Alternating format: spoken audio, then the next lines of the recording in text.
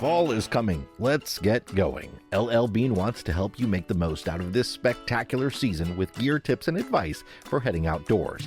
For fall hikes, when it's cold in the morning and warm in the afternoon, layering becomes very important. You don't want to get chilled, and you don't want to sweat through your clothes either. A good rule of thumb is to start out dressed as if the temperature is 10 degrees warmer than it is, so once you start generating body heat, you won't get overly hot. For more tips, easy how-tos, and inspiring stories, visit llbean.com/guide. This week, our friends Jamie and Clay join us to talk about our adventure from Baja, Mexico up to Alaska. And we are coming to you from our first annual homecoming rally in Amana, Iowa. This is RV Miles.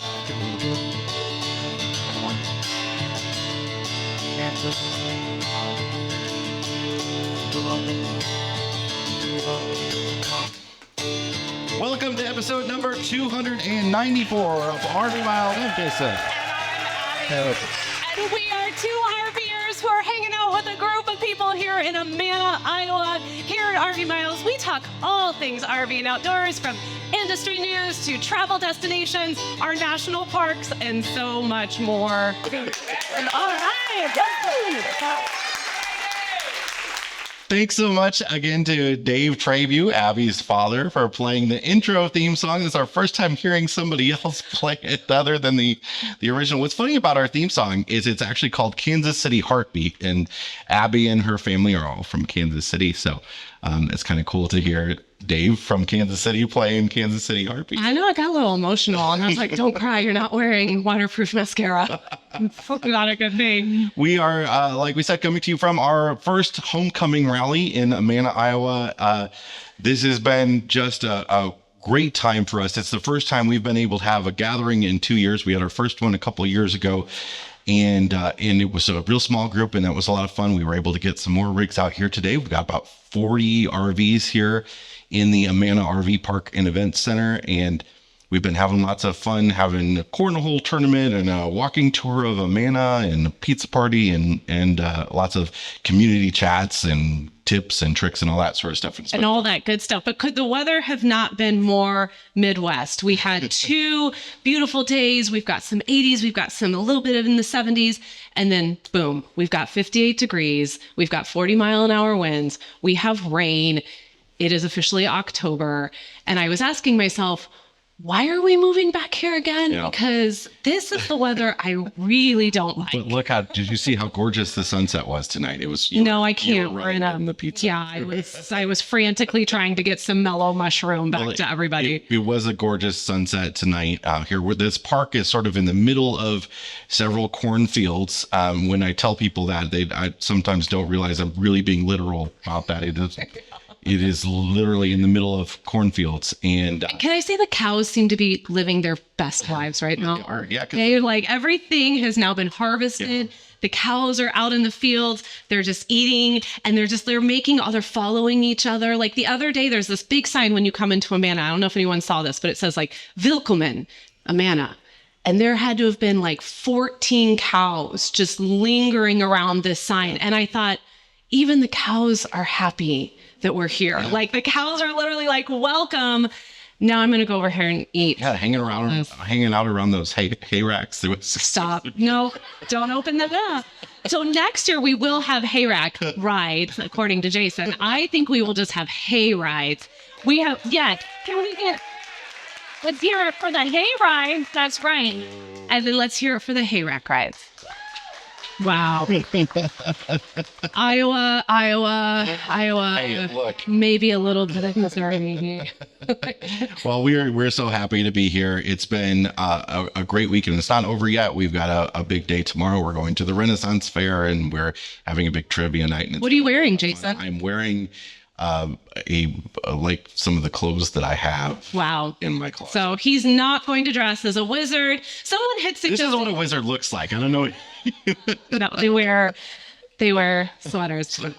So someone had suggested that you should have gone as like the bard. You should have gone as Shakespeare, or maybe you could have gone as a merry jester, or something that maybe you would have been more interested in than a wizard. So we'll have to remember that. I don't think you understand that I'm just not interested in costumes. No, I think deep down inside you are. It's fine. It's fine. So we'll see. I actually think maybe while we're there tomorrow, I can talk to some of the people that work there and see if we can work something out for next year where we can get you actually involved. Okay. Like going around the fair and strumming some tunes for people. I'll learn guitar or the loops between now and then. Get back to real world stuff. There is some news I want to share. Actually, our friend Brian, who is here, who has been a member of this community for a while, let me know this morning a big piece of news that's happening in the National Park Service is they are removing the second signature line from the back of the annual National Parks Pass. So the America the Beautiful Pass, the $80 one that anyone can buy. They're removing the second signature line on the back. So there used to be, and there is now up until the end of this year, 2 signature lines back there. So a couple can share that pass, right? You sign your name on it, and when they ask to see it at the gate, you show your ID with it, and they are supposed to compare. And what was great about that is if you're a family camping or a couple camping in a national park, one of you can leave at a time. Brian was talking about how he and Deanna will often leave separately because they have the dogs to deal with. Lots of people have kids. Well, now they're removing that. So if you want to do that, you've got to have two different passes. You have to pay $160 to have 2 passes if you want to. It's not going to affect anyone that has the senior pass or the access pass. Those already only had 1 signature line on them, which was always sort of weird to me, especially the access pass, which is for people with disabilities. So if you have a family member that has a severe disability where, they need lots of help, and they have a pass that's got their name on it and allows your family to get into national parks and you go camp for half price. But if, one of the caretaker members of the family needs to go out and get groceries and stuff like that, we've had that happen. Several situations where they really question you coming back in with a pass that doesn't have your specific name on that. Yeah. I've always thought that's a little weird. I think the way maybe they could solve it is by, if you have a camping reservation in the park, because that's really what the problem is. People that are staying there and using this as a place to live for a few days while you're going to have to go into town for several reasons. Maybe if you have a camping reservation in the park, your admission should just be included in that, even if it costs a little more. Yeah. So that we don't have to worry about passes at all if you're coming in and out of the park. Well, now we have to worry about 2 passes if you're a family. So now you have to worry about $160 a month or a year, I should say, as opposed to $80. Yeah. So that was a big piece of news. There's a lot of growing pains happening in the National Park Service right now with stuff like that, with a lot more people visiting the parks, and there's a whole lot of these, their big studies where they have to spend 19 months to figure out a new policy. That kind of stuff is going on. And one of the things that I'm curious to hear from people in the community about is there's a lot of discussion about the wild horses, both at like Assateague and up at Theodore Roosevelt National Park. Wild horses are technically an invasive species. So there's lots of talk about removing them from those parks.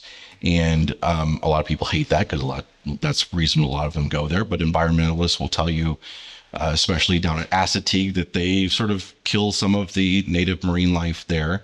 But then there's places like Theodore Roosevelt National Park where the wild horses sort of seem like a piece of history, right? They've been there for 150, 200 years now. And I don't know, it's a strange thing that we want to remove wildlife from a park that is so beloved. But I don't know, there are different arguments on both sides of it.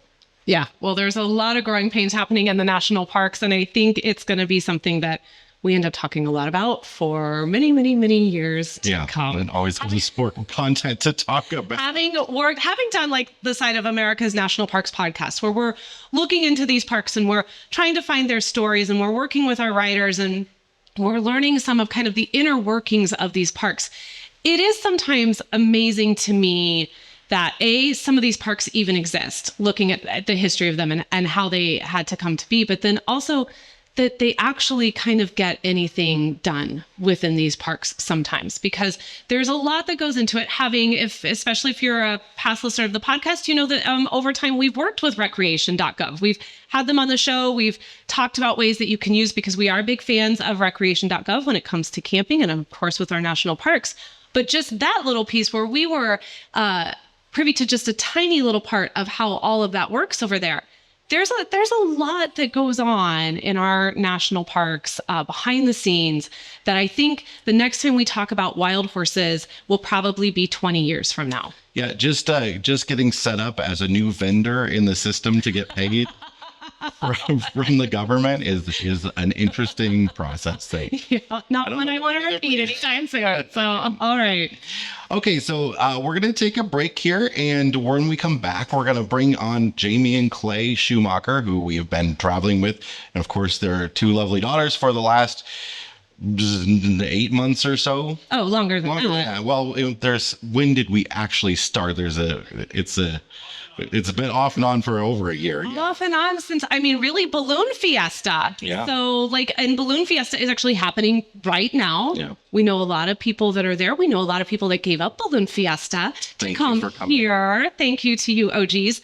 So, about a year now, we've all been traveling around together and going to at least 3 different countries. At least. Or exactly 3 countries. No, one might say. You never know. Look, you never know what tomorrow may bring. Never know. So. All right, we're going to take a break. And when we come back, Jamie and Clay Schumacher, we'll be right back. We'll be right back. This episode is sponsored by the Park Wolf app. Ever found yourself in the heart of a national park, surrounded by beauty, but unsure where to go or what to see?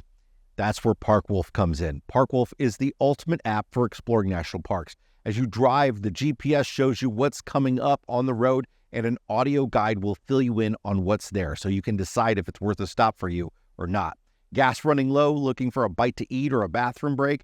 Park Wolf's got you covered. It keeps track of the nearest gas station, restrooms, food, and pullover areas. And the best part, it works without an internet connection. And if you're a wildlife enthusiast, you'll love Park Wolf's wildlife maps and sighting notifications. So before you set off on your next national park adventure, download the Park Wolf app for your iPhone from the App Store. It's your ultimate guide to national parks. Chances are you've seen them on the road. That's because Blue Ox designs and manufactures the best towing products in the industry. Just look around. You'll find them on highways and campgrounds and anywhere you find people traveling in the great outdoors. Award-winning tow bars, base plates, and brakes, a full line of weight-distributing hitches, adjustable ball mounts, and a new line of fifth-wheel hitches. With Blue Ox, towing doesn't have to be a drag. To learn more about how Blue Ox can make your travel adventures even more stress-free, visit blueox.com. All right, we are back, and we now have up on I guess we can call this a stage, our friends Jamie and Clay Schumacher. Clayme is here with us. We have Clayme. Hi, friends. Hey, friends. We have had Jamie and Clay on the show before. Back then was before we did a heck of a lot more traveling together. We were still in Palm Springs when we all talked last. Where really this adventure began in earnest. Before we headed down to Baja. It's close to where we both got our new rigs. You guys got yours in Vegas. It's where we broke fingers. Yeah, just memories. Kids got sick. Hot tub time machine. Yeah. I do miss that. Yes. But it has been sort of an epic journey that I think we're all sort of just still kind of decompressing from. Being here in the Midwest is like a whole different world from everything that we've done over the last many months. And I thought we could start off by just thinking about those early days when we first sort of were starting to prep for this journey and getting everything ready down in Palm Springs when we got our new rig and we were buying all the things from Amazon and getting so many things delivered in preparation for this adventure, and talk about what we think some of the best decisions we made in terms of all of those purchases were to send us on this adventure.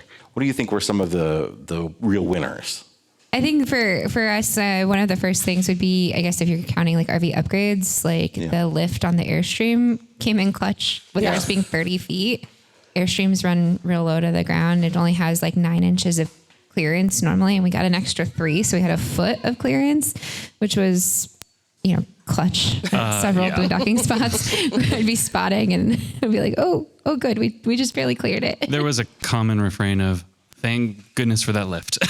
Was that done at the factory? No, we had it done at the dealer. At the dealership. Yeah, we had them do the solar package and the lift before we picked it up. But it's sort of like a standard Airstream lift that a lot of Airstream owners like a end Dexter, up with. because it's the Dexter axles. It's a 3-inch lift kit you can get. What's strange is it doesn't look like it's so high off the ground. Like you wouldn't really notice that it's lifted unless somebody told you. Mm-hmm. Yeah, you have to look at it next to one that's not, and then look in the wheel well. You can see above the tires there's more room. But that's the only way you can notice. Would you say the lift was more useful in Baja or Alaska? Yes. Yeah. Honestly, Both. Washington might have been that one spot in Washington might have been the place we came closest. Yeah. Just the angle we took, but probably Baja. What do you think for us? I would say 100% the radios. Yeah. Getting the radios, installing those in agree. your truck, into our truck, having those handhelds, those radios. And this would be a huge tip I would share to anyone who wants to caravan with people. And Jason talked about it when we did the discussion this morning about like gear that we love and things. Having those radios, when we ended up, because once we went into Baja, once we went into the remote areas of Canada and into Alaska, there's just no service. So to be able to still communicate with one another and know that we could always do that was fantastic. And it's just, it's so vital because then even when we had our friends Jenny and Grant come and visit us, we were able to give them also one of the radios and say, get on the radios. That way we can continue to talk to one another no matter where we're going, whether or not we lose service. Rather than trying to text you or call you, I just get on the radio. So I would say those radios I really were invaluable from start to And finish. specifically, the ones we had was the Midland MXT 575, I think is what it is. But what was great about that one is that all of the controls are on the handset, so you don't have to mount the base station somewhere on the dash and be able to see all that and control it. The channels and the volume and everything were on the handset. And then we also had handheld radios so that when we're backing up into a site, we could use those. And yeah, those Did we use those a lot? No. We did. You guys used them did. a lot. We Once or used twice. frantic hand gestures. We yelled Like out the this. window a lot because we didn't have ours charged very often. We're It's really so what bad. it came down to. So bad about keeping things charged. But yeah, I mean, we didn't have to have like a notepad and hold it up to the window as we drove by each Pull other. over. Remember the days of doing that when I Yeah. was a kid. I think even when we had cell signal, it was just so convenient to be like, hey, we need a restroom break. Like, there's a spot right here. Well, it was nice to be able to talk. Like we would share what we were seeing. We would share what we were seeing out the road, or we would, especially if the person who was leading that day would run across maybe some wildlife or just a really beautiful piece of scenery coming up. You could radio that back like in real time. Most of the time it was bump or pothole. Yeah, a lot of bump, a lot of pothole. The person leading often was setting the tone for how is this drive actually going to go in regards to road conditions. So just having that real time like conversation, because we spent a lot of time in our trucks.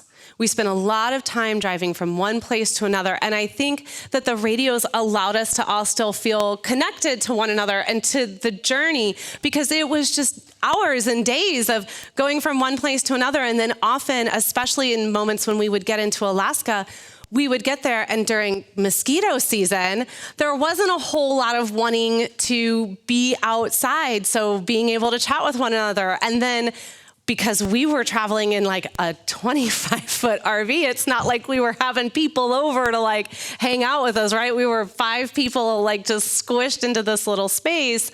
So I look back on those times with the radios of like a way for us to still be able to feel like we were all a part of the journey together. So I couldn't have been more thrilled that we had those. What about things we wish we had done? Maybe we fixed them somehow on the way, but we hadn't really thought about that once we crossed the border into Baja. Oh, that is a really good one. I can say I'll start with mine. Yeah, you should Mine is- start. Thank you. We didn't buy any recovery gear. and we didn't think we would need any. But then we needed it. Then I got us stuck on a beach. And thankfully there's all kinds of other people camping on the beach and other people that had some recovery tracks. But then we quickly bought some that we didn't end up ever needing. We bought some Max Trax knockoffs. We bought some toe straps. There were times we came close. We came close. Coming out of that harvest hose. Oh my goodness, the that winery was the sketchiest place we pulled out of. We were in a winery. We've told this story on the podcast before, but it was of a real winery with farm roads, dirt roads built into it, and the owner said, I normally don't park people back here when it's raining and there's like this freak rain that came and it was going to be very hard to get out. And we were like, oh, we're looking out the window and we're like, it's okay. It seems fine. And then Clay and Jamie come walking over and they've got their boots on, and their boots just in the 20 feet from their rig to ours, their boots jumped in size like 40 sizes because they were just big holds of mud. So much mud. Yeah. I made Jason give me a piggyback ride to the truck. I was like, I'm not It's a true getting. story. We saw it happen. Yeah, true story. I said, please come over here and carry me to the truck because I've seen what all of your shoes look like, and I just don't want to have to deal with that on my shoes. So he gave the kids a ride to the truck. He gave me a ride to the truck, and thank goodness he had his boots on because they were an absolute mess. Yeah, it was like around a corner and up a hill, and you guys went up a ahead hill. of, Yeah. you guys went ahead of us, and I'm just like, don't wreck my pretty Airstream. Yes, we were. We were fine. We were totally fine. It was fine. Everything was fine. But they have like the off-road setup, and we have like the prissy setup. Yeah, we were a little excited to get going on that. We were like, let's go. We got beast mode. This. And I was excited to use the recovery you were like boards hoping too. we I was running alongside them with the literally recovery running boards. beside us. With Jason's, it's literally like David Hasselhoff in Baywatch, except the RV version, and you've got Jason running with the tracks alongside. Claire's like, I don't want to. You're just like, I got you wow. guys. How did you know I imagine the Hoff whenever I see Jason? I know, right? I mean, come on now. Like, how, so that's, if you've ever wondered what the RV version of that would be, that is Jason. Yes. That's exactly what that was. So when I think, it's hard for me to look back and think like, oh, I wish we had had this, or I wish we had had that.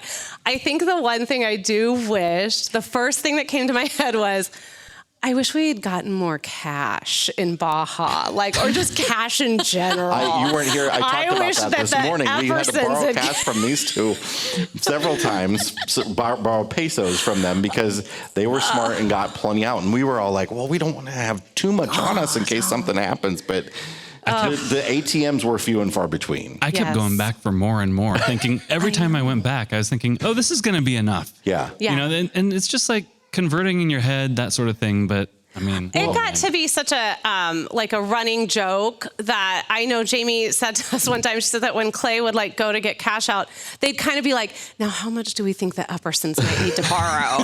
Well, part of the problem, and they would take that as well. Guilty. Yes, and I'd always be like, "Oh, Clay, do you have any money on you?" part of the problem though was Can I Venmo you? A lot of the campgrounds down there charged per person instead of per vehicle. And that was a bit of surprise. So sometimes we ended up paying, not all of them, but sometimes we ended up paying more than we had intended to because, estimates that we might have saw on Campenium or iOverlander or whatever might have been different for us traveling as a family of 5. Yeah, for sure. Yeah.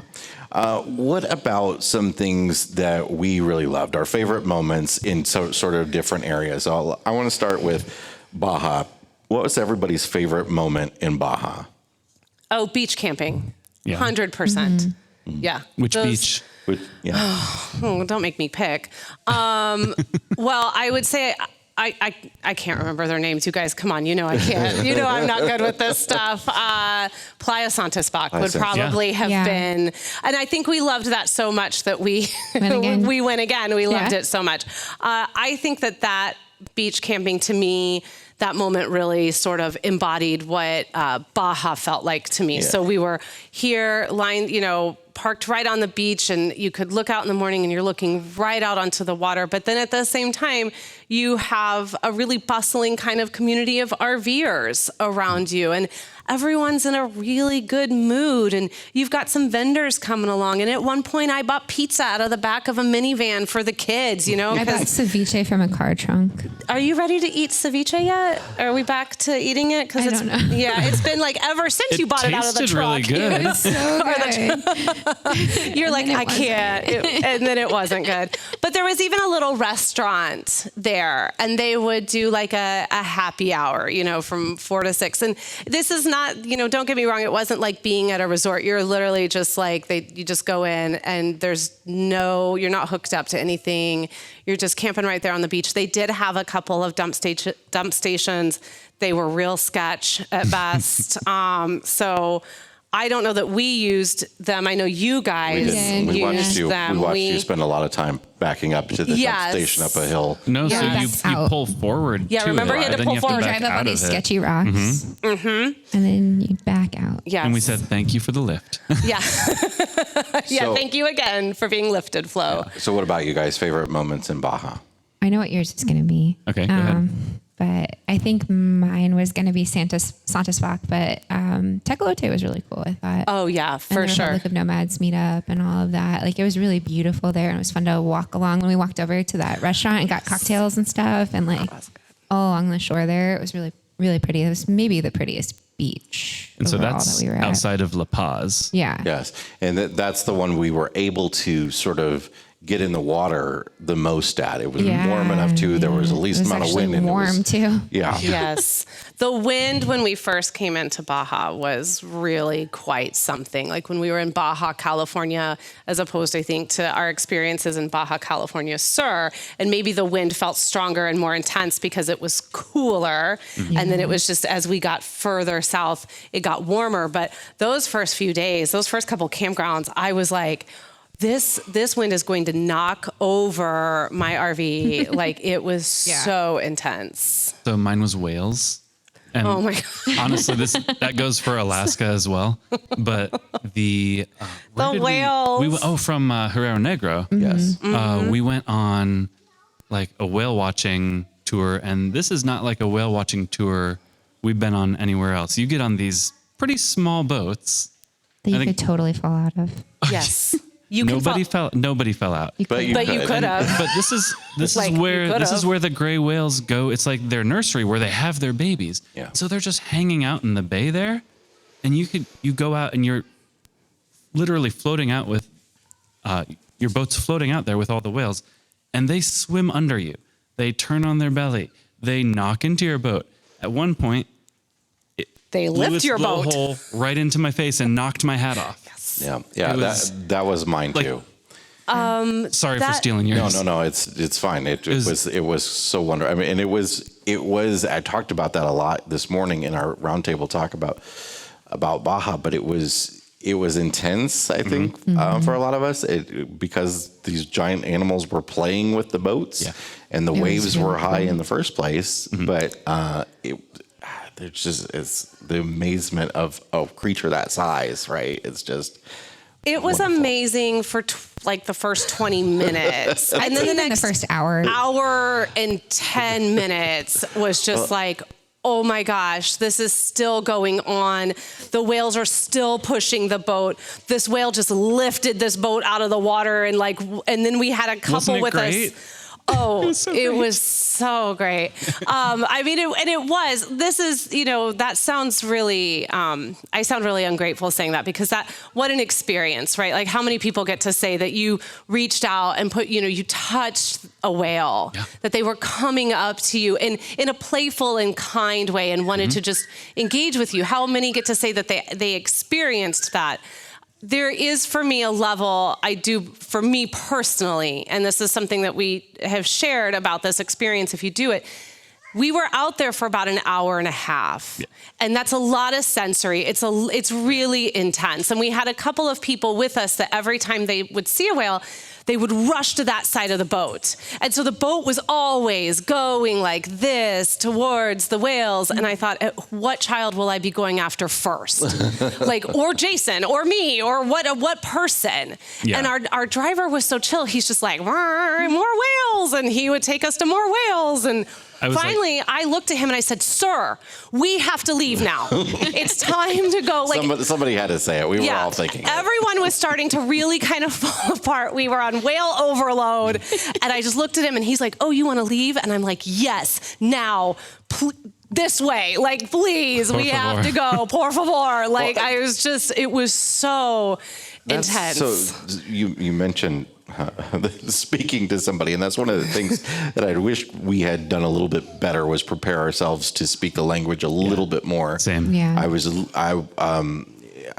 don't want to, it sounds stupid American of me to say I expected a few more people to speak English down there. I didn't expect it, but like I've been to Mexico before, into some tourist communities where that's happened, you know, and when it's like the border agents don't even speak English, you're like, whoa, okay. Well, this yeah, is a whole new world here. Yeah. No, that's right. We like a month before, when we basically at the point where we decided, hey, let's add Baja to this trip. Yeah. That was like, kind of what it was. Was it a whole month in advance? We should get Babbel and start like learning some Spanish, because we took German in high school.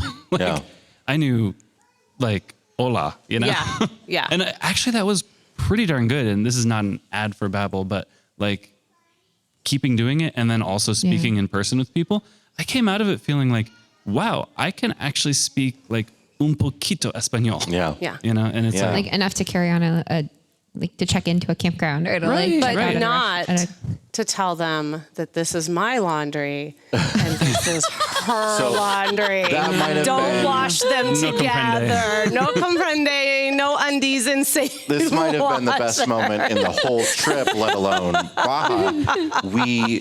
The greatest thing I think about like the actual services that are available to you in Baja is the laundry, because they have great drop-off laundry that is super, super cheap. But one time we went together, brought all of our laundry together, and they didn't quite understand that they were Two families separately, and they put it all together. So I think the confusion was it was Clay and Abby that dropped it off, and so they thought they were.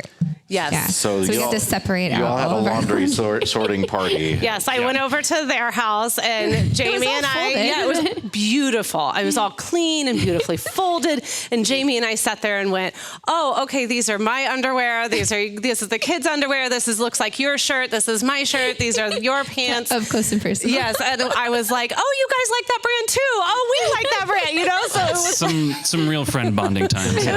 Can we insert a MeUndies ad here? Is that the podcast? You gotta wear that. Sponsorship. the official sponsor, the underwear sponsor of the RV Miles podcast and Letters from the Road. It is like the podcast underwear. It is. It really is. Like every podcaster is advertising MeUndies, but what was funny is that I didn't feel weird about it, and I think that you know, it was like, first off, it's just underwear, like whatever, you know.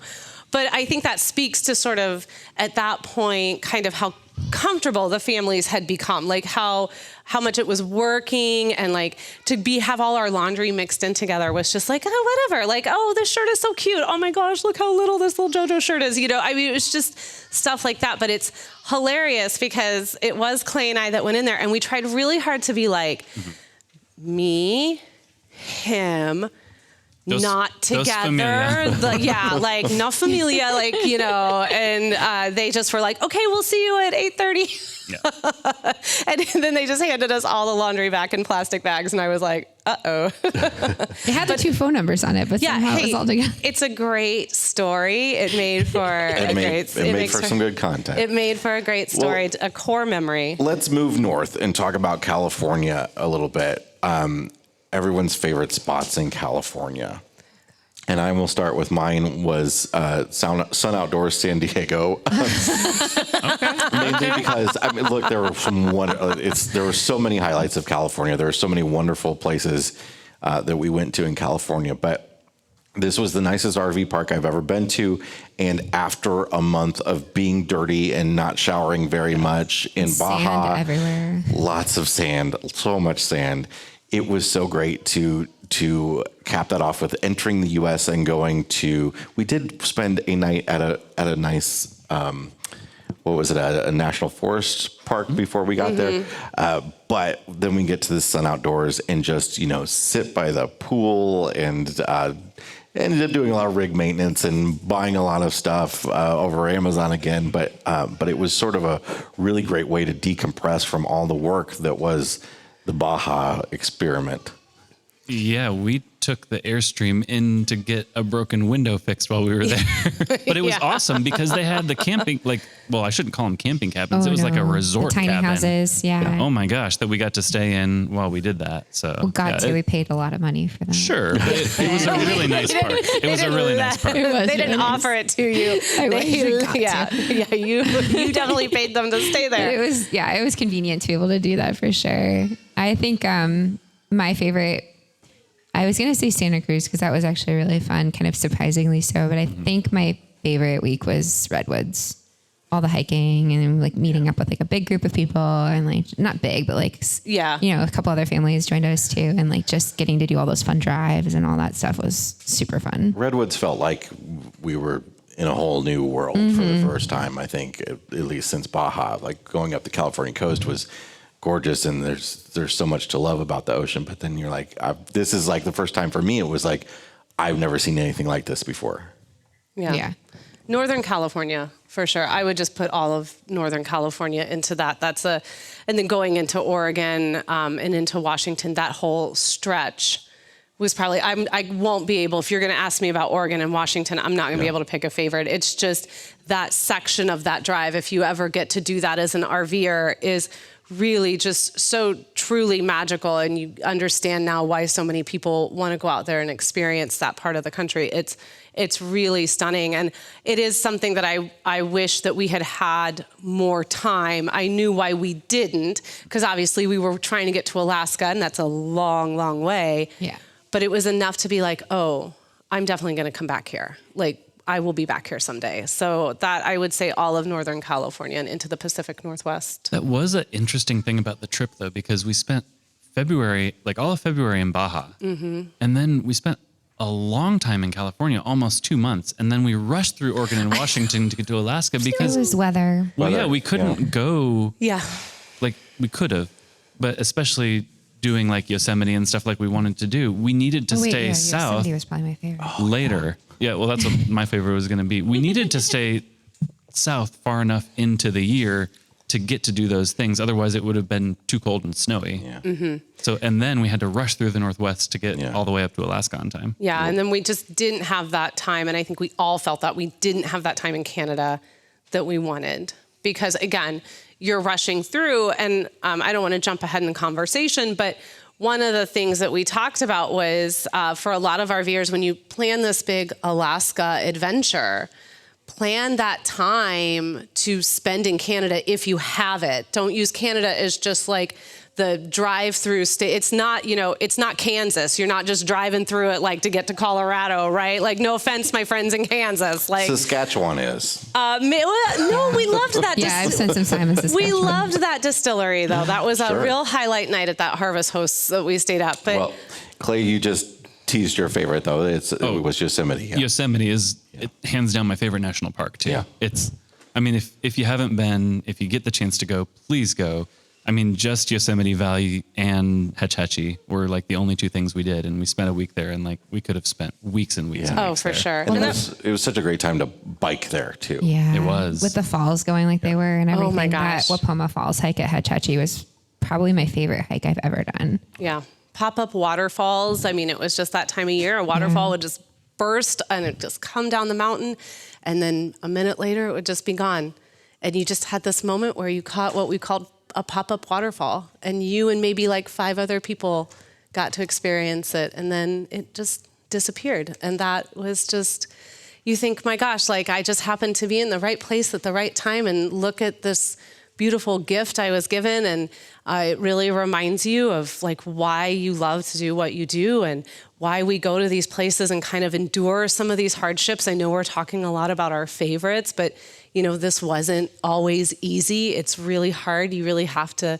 love it and be dedicated to it and really want to make it happen. I think we all know this as RVers. It's not always easy, but when it's good, it's real good. And so that was one of those moments. Yosemite was one of those moments when you're like, this is real good. Well, we got lucky too, and I think we got lucky in many different times along the trip where that window of time at Yosemite, there was a lot of rain and water issues beforehand and afterwards. Mm-hmm. And throughout our entire journey, that was kind of the theme where we did get hit with some of that. Like Santa Cruz, we got some bad storms, and we got like 3 state park reservations canceled.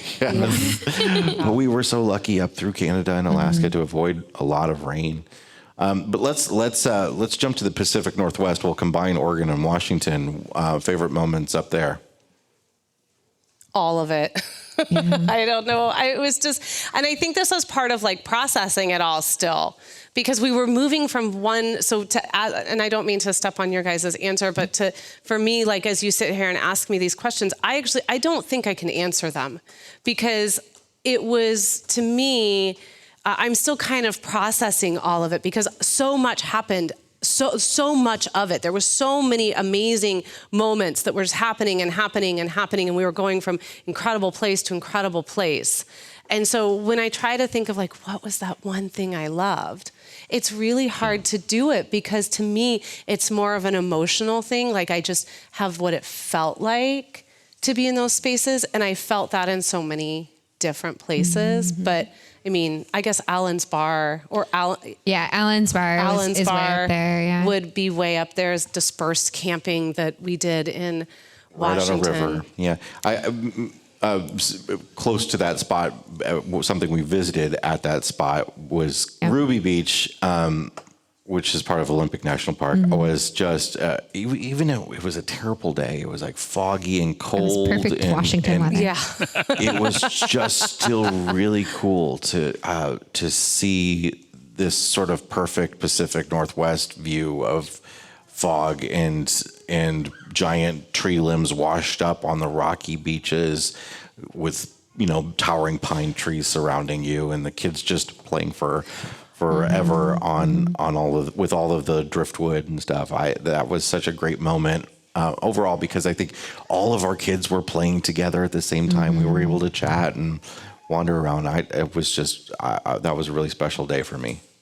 That was a really good one. I think Solduck comes up high on my list. Like, that was kind of like a last minute thing we decided to do for Clay's birthday. Go over to Solduck and camp there in that campground and like walk over to this hot springs and everything. It was just, I don't know, it just was fun. That campground was so like rustic and fun.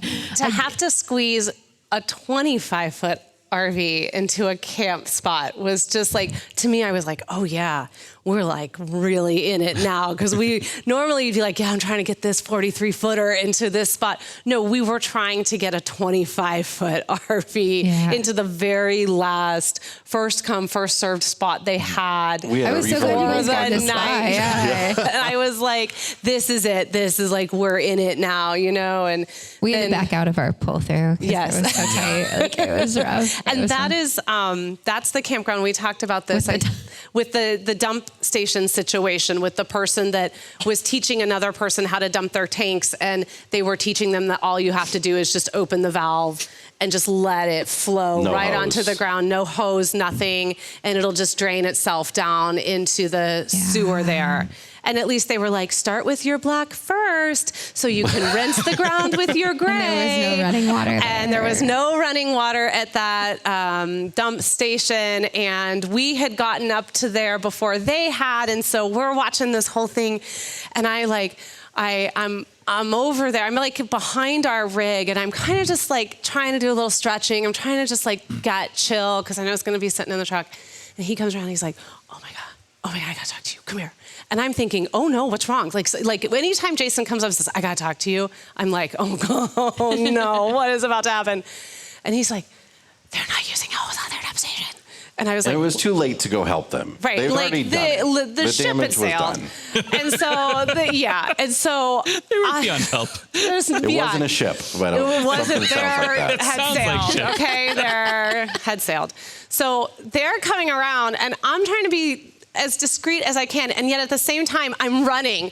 I was like, what is Roll your window happening? down. I gotta talk to you. And I get over there and I'm like, oh my God, you can't. Don't. We're leaving. Like, we gotta go. We can't. I have a little bit of video of it that I surreptitiously took of just like the guy's feet and the stuff just spraying. Because he was wearing socks with sandals, jumping. And normally, As you do. Sure. I'm like, thank goodness he was wearing fine socks. if you got a hose. Right, exactly. And we don't like to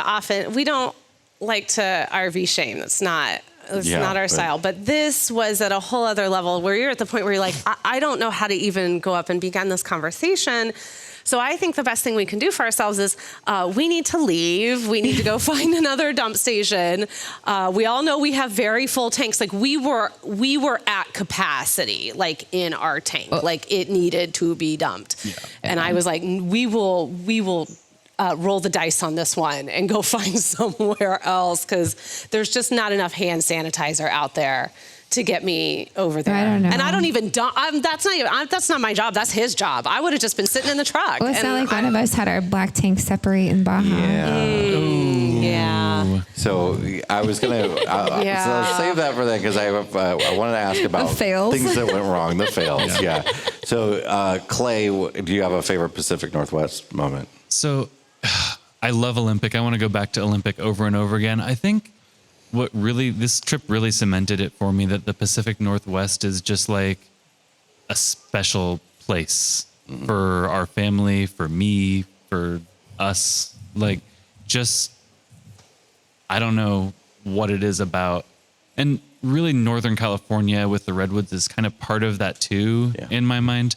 But it feels, you know how you go someplace like on the road, you're visiting all these places. You love everywhere you go. Some places just feel like, oh, this feels like it could be home. Mm-hmm. I think the Pacific Northwest definitely is there for me. Well, you guys are headed back there for the winter. Well, not necessarily the Pacific Northwest, but you are headed back to Washington. Other side of the mountains, but yeah, for sure. But you are headed back there for a decent amount of time. And I guess if we want specific content, Fort Stevens State Park in Astoria, Oregon was awesome. a great spot. Oh, that was a good one. Especially, it was just like a really nice state park like we hadn't stayed at in a long time, like we have here in the Midwest, but in Oregon, and a lot of trails that we could bike on and, historic fort and all that. So we had a great time there. Yeah, that was a really good one. So moving up north, we then spent a good amount of time heading into Canada. And Canada, for me, was when the trip really became about lots and lots and lots of driving, right? Yeah. Is what it was. But we did have a few different stops. And I think, for me, certainly, I've said this many times, my favorite spot in Canada is Stewart, BC, where we really felt like we were, again, in a different world for the first time, where you got these wonderful mountains with streams coming down them, and you're seeing bears as you drive by, and you see your first glacier on your way up to Alaska. But any other Canadian moments? It could be on the way back, too, if you guys did a little bit more than us on the way back. Yeah, we did Banff and Jasper on the way back, and that was really stunning. I mean, not enough time. We were just like a couple days in each, but definitely a place to go back. But I could spend like a whole summer just in the Canadian Rockies, I think. Yeah, I think that's a future trip for us for sure. Yeah. Yeah, I've already talked about it on a recent episode of the podcast, but Fort Langley was such a highlight for me, and I really enjoyed it there, and it's a place I would love to return to. And I also, I really liked Victoria. We took a day trip over to Victoria, British Columbia. I loved it over there. I mean, to me, that to me feels more like a trip. Like I would like to stay in one of the hotels there and go do tea and all of that stuff. Maybe not necessarily RV, but I really liked British Columbia a lot. I think, Canada for me felt like for the first time, and I was sharing this with someone here the other day, that Canada and Alaska felt like, to me, a return to like 2019, 2018, pre-2020 RVing. It felt like a return a little bit to just going where we needed to go until we needed to stop, and not making as many reservations, and really allowing ourselves to be driven by the land and to be driven by the destinations, and knowing, like we used to, okay, we want to make a reservation in Denali. We know that that's going to be popular, but all of that getting to it, we've got some ideas, and if that idea doesn't work out, we're going to do this idea, and if that idea doesn't work out, well, we've got this third option. And that was freedom. That was freedom to just really, it's so hard to I don't know how to describe it, but I enjoyed that so much. I enjoyed just the driving and the pulling off at the side of the road, or sleeping behind a gas station. Takes the pressure off a lot too. Yeah, it does. Endless, so much sunlight. It was wonderful. I think it's the best way to go up through Canada too, because if you're on a real time crunch, that would have been rough. Being able to just decide if we liked a place or not was really useful, and to decide, oh, hey, today we can go a little bit further, or we want to make this day shorter, or whatever, and not be tied to, we got to get to this place on this day. It doesn't mean you can't do it if you need hookups every night and you're making reservations and stuff like that. But it was having the freedom of having good boondocking rigs, good boondocking setups, being small so we could park wherever we wanted, and being willing to stay in a pull-off and make a fun night of it, play cards or whatever. And switching things up if we needed to switch them up. Paying it to, because Stuart wasn't where we were headed to begin with. And then we had some concern about fires. And so we decided to reroute, and that freedom to do that freedom to reroute, we've talked a lot about how that used to be for us. We'd open up like, oh, we have to leave this campground in like 24 hours. Where do we want to go? Okay, well, let's look around and see what's out there. And then we would go. And that's so kind wild. of, it's so wild to think about that now. But that was like for the first 4 years of our lives as RVers. That's how we RV'd. And so to be up into Canada and then to move into Alaska and to be like, well, okay, this is, maybe we don't want to go here. Maybe we need to change things up, or, just that. I know that can maybe feel a little stress inducing for some, but that was so freeing when we have spent, I think, the last 3 years being so meticulous about making our reservations, to just throw all that to the wind was just great for me. Yeah. Clay, did you have a specific Canadian moment? Liard Hot Springs. Yes. So We did you got not to do that, on the yes. way back, and we didn't. We waved as we went past it. And then we saw photos of it as we were passing it, and we're like, oh, that's what you think of when you think of a hot spring. Exactly. Right? Not a pool. It's built up a little bit, where they have a couple benches under the water and stairs you can go down into it and stuff, but it's very natural still. Yeah. But you don't have to go on a 7-mile hike to get to it like most natural hot springs. So that was really neat. And the campground there was great. We stayed at the campground for 2 nights. It's all first come, first serve provincial campground. I actually just loved almost every Canadian campground we stayed at. Yeah. Canada does it right in terms of all the pull-offs have litter bins and recycling, even way out in the middle of nowhere. So you can always get rid of your trash. It's little things like that. It felt a lot to me like our friend Craig was telling us yesterday about his family's travels back in the 1920s in a Model T.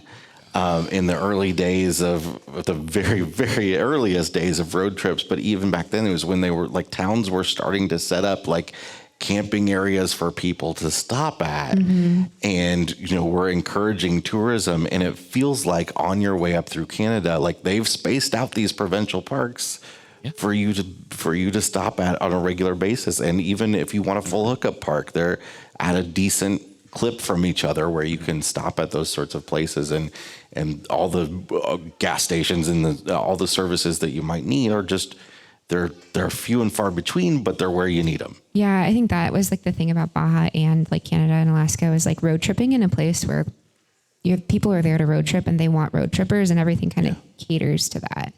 And so much easy. So much first come.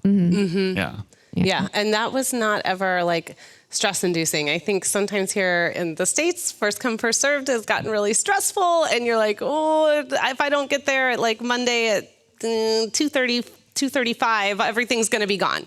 So here you were like, okay, this is how we do. Yeah, like this is how it's done. And everyone knows that. And if it's not here, then down the road, there's another one that does the exact same thing. And it'll all be okay. It was always all okay. So the Big Kahuna, Alaska, for me, in a sense, it felt like, boy, we had done so much traveling by the time we actually got to Alaska. Well, we had. It wasn't that it felt like that. It was that we had traveled thousands of miles. Those first few days in Alaska were really strange for me because we, there's something too about when you like cross a border into something, you feel like it's going to be entirely different. Of course it's not, because borders are man-made. So the difference between like that, the early miles in Alaska and the last miles in the Yukon Territory were there was hardly any difference, except for that sneaky road that was super, super nice until it wasn't. Until it wasn't. Right after you crossed the border, too. I know. Well, a few miles. So we had crossed in from the Yukon, and we did top of the world. And we came in and we went through border, and we're in Alaska, and we get on. And top of the world, actually, the road on top of the world was not nearly as bad as even the Canadian border agent had led us to believe. It's gravel, but it's so doable. It was doable for our rigs and for our setups, and we were really comfortable. So we cross in, and now we have this beautifully like black top. It's just smooth as ice. And we're all like, and you're like, oh, yeah, America does it right. Yeah, we're all like feeling it. When there's dancing happening. And we're going. And then, boom, that road just stops. And it is 27 miles of. Exactly 27 miles. Not that we were all counting it, but we literally were. And it was just pothole and boom, boom, boom, boom, boom, boom, boom. And I think I was driving that day. Yeah, I think you and I were both driving. And I was just like, this was really my first time having to navigate, because you'd get on and you just boom, boom, boom, boom, boom. And then all of a sudden, out of nowhere, boom, you'd hit something in the rig, and I'd be like, oh, beep, oh no, I'm sorry, and you're just thinking, what? We're never going to get out of this. I'm going to get back into that RV. Everything's going to be everywhere. Something's going to break. 27 miles. And when we pulled into this in Chicken, Alaska, we pull into this little downtown chicken into the chicken saloon where they have free RV camping for the night right there. And you've got the saloon and a restaurant and a little gift shop. And the ceiling is covered in underwear. In the saloon. Yep. And we burnt underwear that was shot out of a cannon. Yes. That's actually true. It's very true. But we pulled in there, and I got out, and I still felt like I was just like going like this. Like it took a lemon drop martini to like shake off the shakes. Yes, I was served a lemon drop martini in a bar in Chicken, Alaska with underwear on the ceiling. Like that was my life at one point. Yes. And that was, thank you. I mean, that is, they advertised that they wanted to serve me a lemon drop. It was on their specials. And I was like, well, let's go. Like, this is a place where most people would just be ordering a domestic beer. that was Busch Light territory, and I went in and was like, I'll take a lemon drop martini. No, this is Busch Light territory right here. I don't think anyone consumes more Busch Light than Iowa. Probably not. I think that's a statistic. That's probably true, but. We pulled into there. So Chicken, and I know you're going to ask people what a highlight is. Chicken was a highlight for me, like 100%. In the winter, they have a population of 4. There's 4 people that will stay in Chicken. They get their mail on an airplane, and it's one gas station. No, one gas pump. Or one gas pump, pardon me. And it was at the saloon. At the saloon. But in the saloon. And it was $6. We had gone in there, and there were other RVers that were there too, and it was real, just like, kind of like a little celebratory. Like the vibe was just like really good. And they had even on the back walls, tiny little saloon, just like a little one bar. And they have on the back wall, they have a record player back there. And then they've just got walls, like a wall of records, all different kinds of records. They had Liza with a Z from New York, like the Liza Minnelli live concert. They had like, I think some Metallica. I think they had Yes Dad. Like I know, right? Like They had, and so I asked if I could go, like, can I play an album? I'm like going over there and I'm looking through it. They had some show tunes.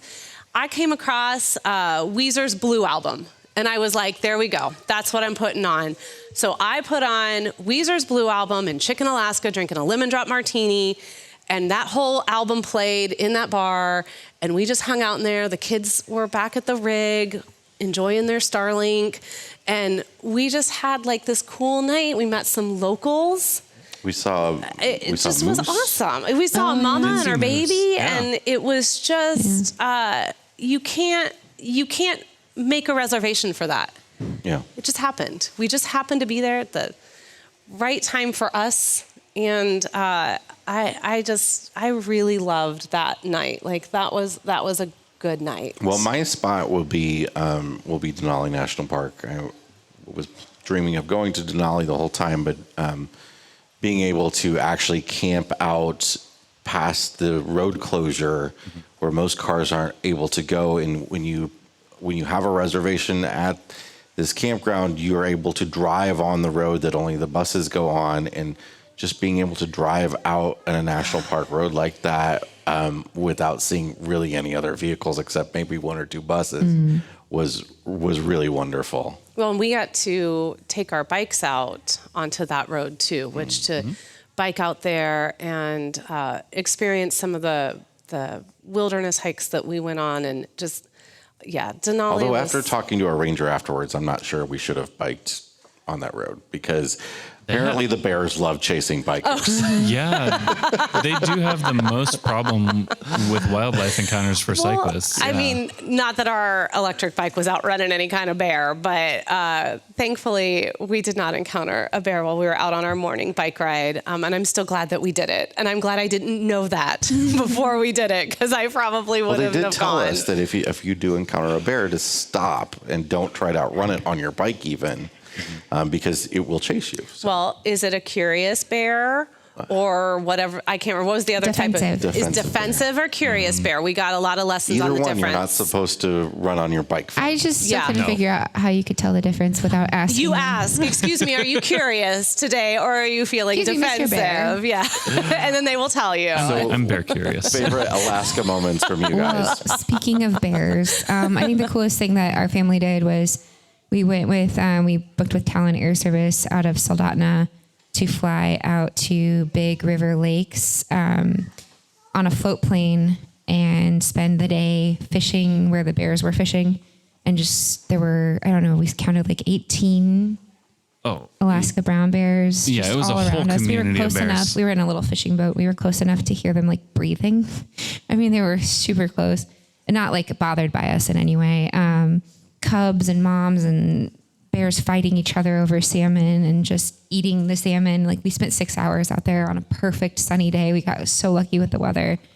It was like perfect, like 65 and sunny, and we fished and caught sockeye, and our guide like cooked up a sockeye there on the boat for us, like while we were watching the cubs play on this little island. And it was just like one of the coolest things that are like, we all agreed it was like our favorite day ever on the way back. And it was probably one of the priciest days ever that we've had, but it was like 100% worth it. We flew over a glacier on the way out kind of as like a surprise. It's something that they don't always do. It was just like, when I think of Alaska and like all the magic of it, like that was one of the coolest things. Oh yeah, I mean, you can't beat that. Just watching the Cubs play. I mean, that's, close to my heart. You love watching the I knew Cubs you were play. going to do that. I was said waiting. that, and I knew you were going to do that. Except And this bear year. Cubs, like literal bear Cubs. It was Because these amazing. Cubs didn't lose. Yeah, these Cubs were already in the playoffs. They were, yeah. That's a That's little a- fresh right now. Yeah, That's a Cardinals rough. fan sitting over there. That's a Cardinals fan for right. you. So. Dead last in the division this Yeah, year. ouch. Hey, none of us are in the Ouch. playoffs, so what does it matter? Fly that W. That's right. Clay, do you have a moment that was your top pick from Alaska? Yeah, our Alaska souvenir. Oh, God. Frankie, Thank you. Oh, I was like, our puppy. oh, what? Not that kind. Sorry, that shit has sailed too.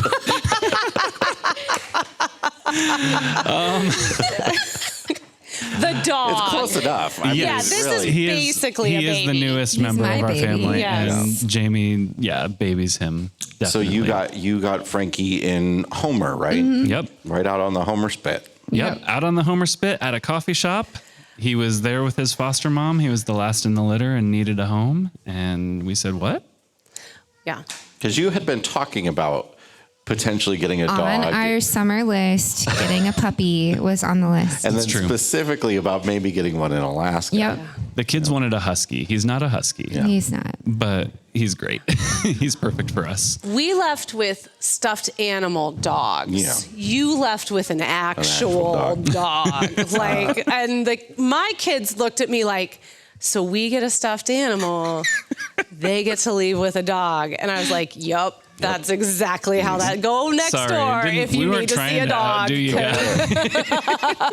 So that's what was nice about traveling with somebody with pets is our kids got to play with Yeah. your pets and we didn't have to buy one. You can go walk Stink, you can go walk Frankie, you can go hang out over there and snuggle up with them. But no, they can't. They're not coming home with us. They're going home with them. Like No one's walking Stink anymore. no, Abby. Stink is barely walking need to get Stink a himself. stroller. Yeah. Look, I said I would baby wear him. I told you give me a little sling, I would carry that chihuahua around.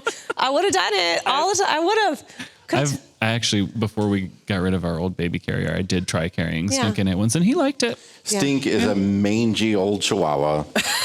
Oh, sorry. So lovely. There's an audience here. There were bets as to whether he would make it through the end of this trip, and he did. He did. Some of us are happy he made it, and some of us No, aren't. all of us are happy. Stink I'm is just the kidding. goat. Stink is the goat of this whole adventure. This dog will not stop. He is He has amazing. no teeth left, very little hair. Yeah, and he's actually named Dink, correct? We didn't name him, but yes. But Yeah, but it is he's morphed he's into- named Stink. Okay, now, so yeah. it's morphed into Stink. His cat So Every now Yeah. and then, though, I do. When you're angry at him, I do hear you call him by his Christian name. You're giving Yes. When we christened him, he was Dink. However, don't eat your poop again. Stop it. Let's wrap this up by talking about some fails of the whole journey. Mine, by far, the top one for me was breaking my fingers just weeks before we left. I was, working on, I don't even remember why I was up on a roof measuring something for our solar panels or something, and came down off the ladder. We've talked about it in the past, but I broke my finger on the ladder coming down by letting my ring get caught on the ladder as I hopped off of it. Didn't fall or anything. I just hopped off the ladder and my It's- ring just stayed. I can't. It's really mine and Abby's fault because we jinxed it. You did. They I We were filmed it. sitting in I our was- site watching, and I was like, "Oh, he's on the roof." And then Abby- I said, I better turn around and film this for insurance reasons. So I turned around and started filming it, and I was filming him, and I zoomed in on him, and the footage stops at the minute his head disappears, because he was going down the ladder. At the minute it disappears and you can't see it. And at that exact moment when I stopped recording was when he was catching his ring, ripping his finger. So we have all this footage up until, boom, the moment. And then he comes around and he's yelling over there, I need you to come over here. I think I broke my finger. And I'm just like, what? And by I think I broke my finger, I knew I either well, yeah, 'cause did it broke was, like, my finger flappy or and- just completely. I didn't know what word to use for it because I was like, did I just completely separate it? Is that in my head? I'm like, well, is that actually broken? Did I actually break the bone, or is the joint dislocated, or whatever? No. I don't know what to say. It was because that's what was important. That was the important thing. Yes. It was definitely broken. It was hanging in a way that I said I can't look at that again. So yeah. All right. What about you guys? Thankfully, that was the only major injury. Well, we had a couple falls. Nothing major on the trip. The black tank? The black tank was our black tank. biggest fail. So in our Airstream, it's a macerator toilet, and the black tank is not right under the toilet. And there's a pipe. So there's a pipe that goes into it that's separate. And for a couple of days, I'd been like, man, it kind of smells. What's going on? I guess we're out in the hot sun and the tanks are kind of full. And so we were driving from a beach with no hookups to like a full hookup campground. And we're like, yeah, we'll just not dump. We'll go dump at the place. And it's pretty full, but whatever. And, it's pretty bumpy. And we hadn't realized that, so we go to open. I'm like, man, it really smells. And I'm like, we stopped for a while at a pull off. And I'm like, there's like stuff dripping out of here. Something's wrong. Like, I don't understand. And we finally get to our campground, and I open the compartment where we like keep which is where the pipe goes in, where we like keep our leveling blocks and stuff. And it's just covered in stuff that should be in the black tank. Black tank. And it's because it's a macerator. It's just all mixed together. It's like a soup. Sludge. And it's just everywhere. Luckily, it was like a very easy fix. Like this hose clamp had just come loose. Yeah. So I don't know if it was ever tight. We don't know because we just never drove with it full, and we wouldn't have known because it was just like splashed up out of it. It was probably just sitting on top of the tank the whole time, right? Because the PVC comes down into it. So we had to like it's like underneath where one of our daughter's beds is, and so we had to like take the bed off and like take everything apart, and, like clean it all up. And I have a lot of video of you cleaning it up and me saying we need to burn this place down and start over. That would have. You're 3 months old. Yeah, I was like, it's done now. It's over. I can't handle it. I'm not living here anymore. Eventually, the smell did go away. It did, and luckily, nothing is wood or anything in the construction of the airstream or the underbelly. So I might just be nose blind to it, though. Come to think of it, it could still be there. Oh God, yeah. Does our rig smell terrible? No, we go in. It doesn't smell. No, just smells like a candle in there. It's Just- totally It fine. smells like anthropology. just like right? dog. It just like smells dog. like an anthropology in there. I'm always right at home. It's fine. So Any other fail moments? I got a couple more. no, I was gonna say you go. You'll probably. I can't think of anything. Well, but we decided to get ours out early. So we had a flat tire our first day in Baja, which was a pain because we didn't think we had a jack. Even though I don't think I've told you guys this, we cleaned the truck out when we got back here, and the jack was actually in there. Yeah, you mentioned I that. still can't figure out why we didn't try to get ours out. Like I remember talking about it. The sun was it. getting to us. I don't know. Yeah. Anyway, wanted to get to the winery. and then I do remember when we were in Fairbanks, you guys had the lock on your hitch pin. Oh, seize shoot, up That was on weird. The 4th of July. About that. Oh my goodness. The only day that you wouldn't really want to call a locksmith. And by the way, in Alaska, they don't have fireworks on the 4th of July. And we didn't find out until the 4th of July. We didn't get to see it. But if we had known about this, we would have gone to it. They push cars off a cliff. I know. To celebrate the 4th of July. I didn't. Did we not tell you this? No, I didn't know that I even didn't tell you about now. that. I knew you'd be disappointed. Yeah. They just How did pushed- we miss out on I know. this? We're gonna have to go back. Like it's just a missed opportunity. Like they just pushed cars off. Yeah, the you saved our cliff. butts on that one because it was like, because we had the locking pin. And Yeah, you never think of stuff like that going wrong for you, but you had the sort of locking pin that holds your hitch in. And we had the hitch We'd taken the off. hitch off. Yeah. And we needed to put it back on so we could hitch So we up could to travel. move. And we couldn't get the hitch pin off, so we couldn't put the hitch back on. Yeah, and that made me think I'm never buying a locking hitch pin. Although I want one, but I mean, what do you do if that happens? I guess You drill it out like we Yeah. did. But the reason I brought this stuff up is that because a lot of people are always asking me what went wrong on your trip, and I think overall for us, like we had some issues, but like most of those issues probably would have happened wherever we were. Like your black tank issue might have been related to your weight distribution hitch being too tight, and that could have happened where we could have got a flat tire or wherever. I definitely broke my finger before we got into Baja, so it wasn't. Well, and you did go to an ER while we were in Alaska I as visited well. 3 ERs in this entire Yes. journey.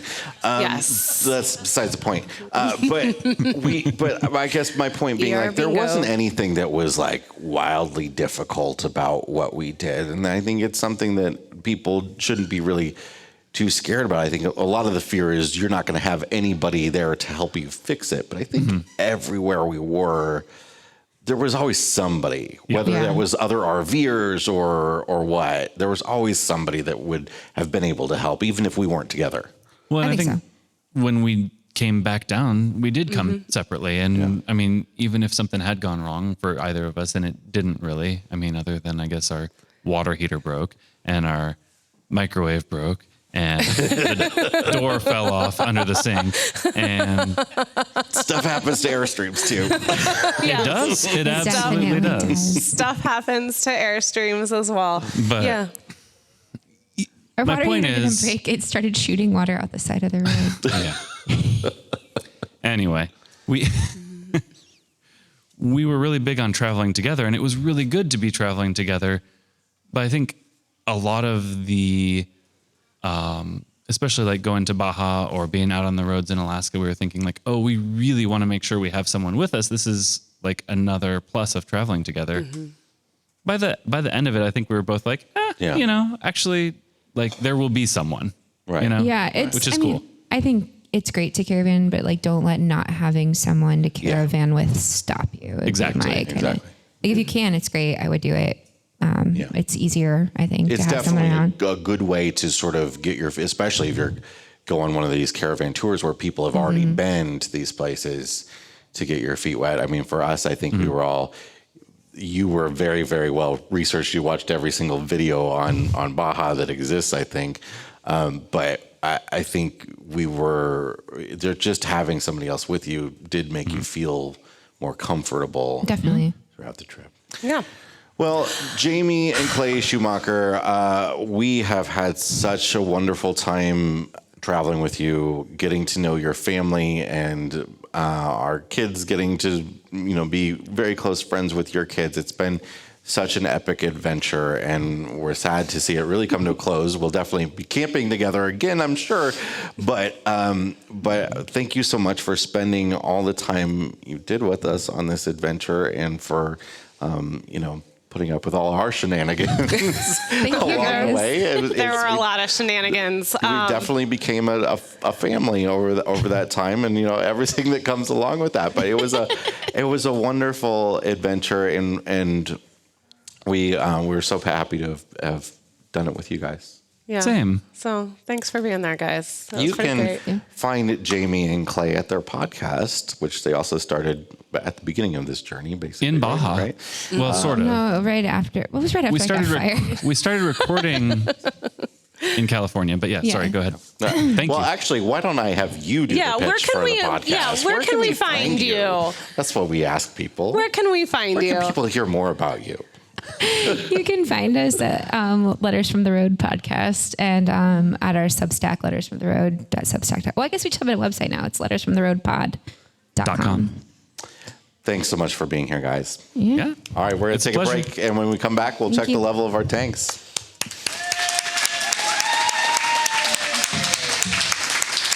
When you get outdoors, it changes your perspective on things. You feel more relaxed. You're inspired to be more active. You discover new places.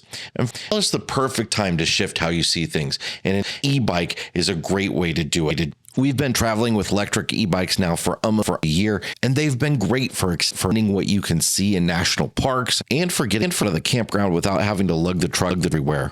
Plus, you save a bit on traditional transportation costs like gas, parking, and maintenance. Electric e-bikes ship free, they come fully assembled, and they're foldable for easy travel and storage anywhere you go.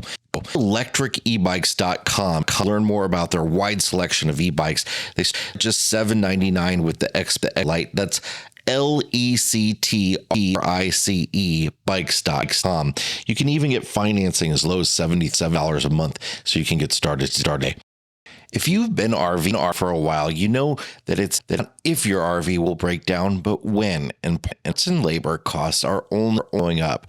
That's where Wholesale Warranties comes in. With personalized RV warranties designed to cover those hefty repair bills and get you on the road where you belong. With Wholesale Warranties, you enjoy exclusive perks like taking your RV to any repair facility in the U.S. or Canada, including mobile mechanics. And their fully insured plans also come with tire and wheel coverage, claim support for the life of your policy term, and more.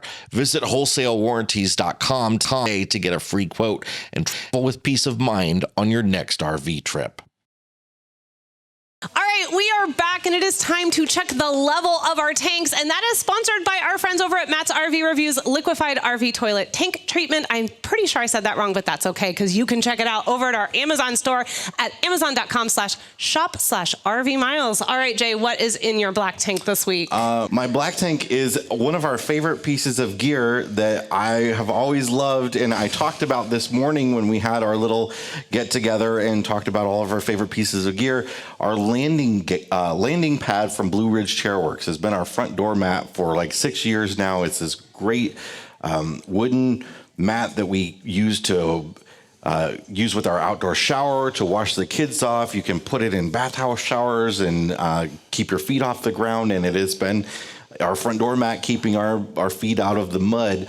They no longer sell it. I told everybody about it this morning, and then I went to go share the link with everybody, and they don't sell it anymore. So I would love to know if anybody knows of an alternative, because even like the plastic versions that like Anderson makes a plastic version, I think Camco does too, but both of those are like out of stock now. Mm-hmm. So, and they're also like bright orange and red. So who wants that on their front door? But I would love to know if anybody has an alternative. Please let us know. Yeah, you can leave a comment if you're watching this on YouTube. Just leave it down in the description. Or, of course, you should come over and join the RV Miles Facebook group. We always have a little thread every week about the episode. We'd love to hear your suggestions and, of course, any of your thoughts on this week's episode. All right, what is in your fresh tank? So here we're having this rally here at the Amana RV Park, and at the same time there's another rally going on here, a small rally of EV owners that travel with RVs. So I think they're all trucks that pull trailers. I don't think there's anybody that's in like some other sort of electric camper. No Teslas over there? Jamie's shaking her head that there is. A Model Y that pulled a 27-foot Airstream from Canada. So I gotta go over and talk to them. If you're one of those people that think it's not realistic that people can tow with an electric vehicle, it looks like there's a decent amount of people doing it. And if you think about it, nowadays, like the Rivians, it seems like if you're pulling a small trailer with something like that, that maybe you can get about 150 miles out of it, which sounds terrible, but like charge once for lunch and then you've got a 300-mile travel day.